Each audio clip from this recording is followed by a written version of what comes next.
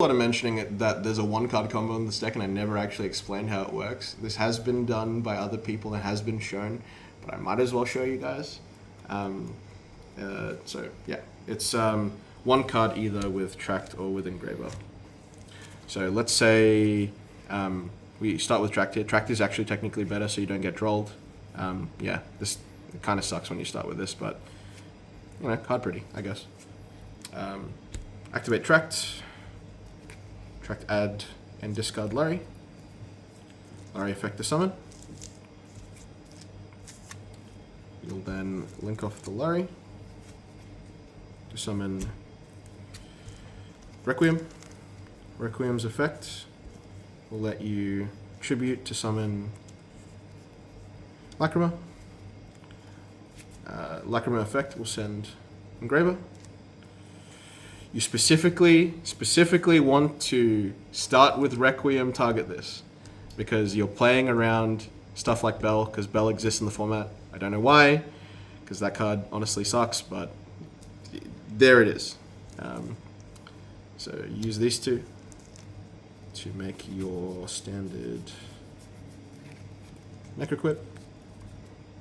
You then activate Engraver, shuffling Lurry back to deck, and if your opponent bells you here, you can get a free draw off of this. You then ask your opponent, is there anything here? Do you have anything? Because you're checking for nib. You've already checked for draw in this combo, but here you're checking for nib. So you yell, anything, and if they say nothing, then you just keep playing. In our best Triff gaming impression, absolutely. Anything! Anything here! So you do this. You summon... The amount of people when you make sequence here instead of Caesar, that panic. It wigs them out. It's so funny.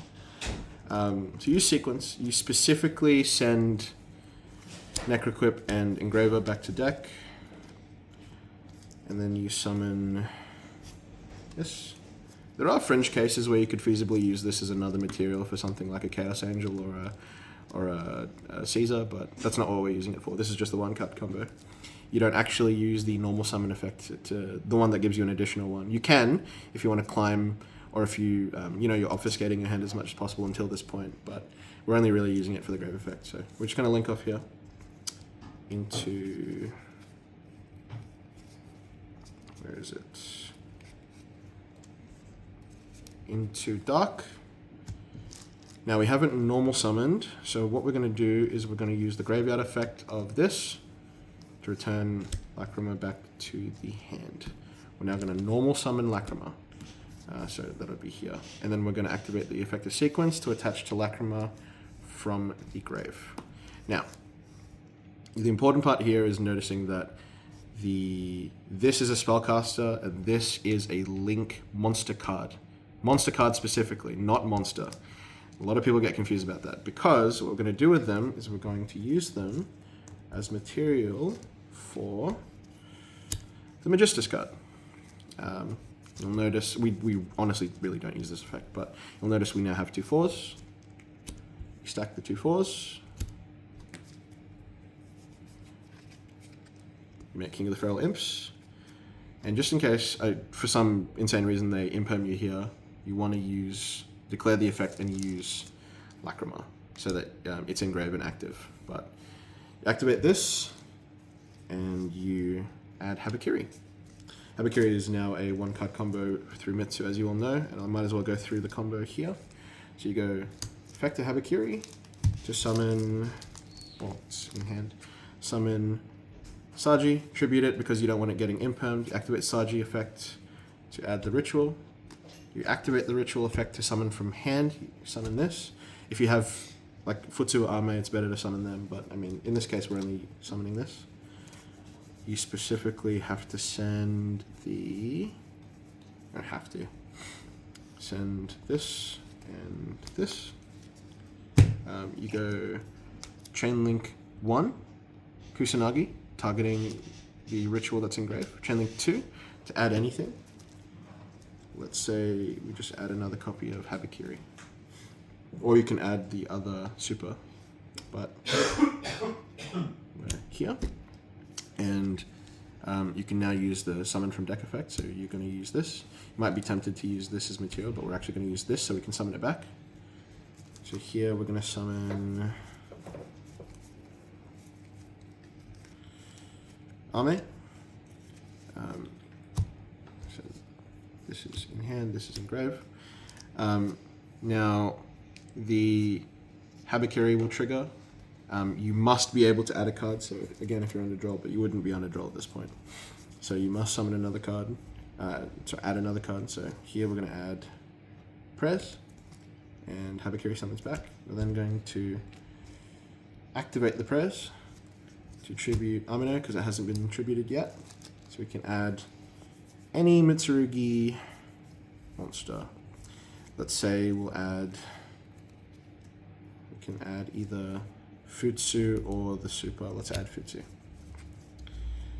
And you will be using its other effect to revive any name. It doesn't really matter.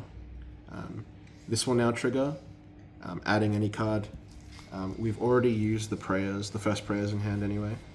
So we're just going to add another one for the opponent's turn, follow up, resiliency, and you get to summon this.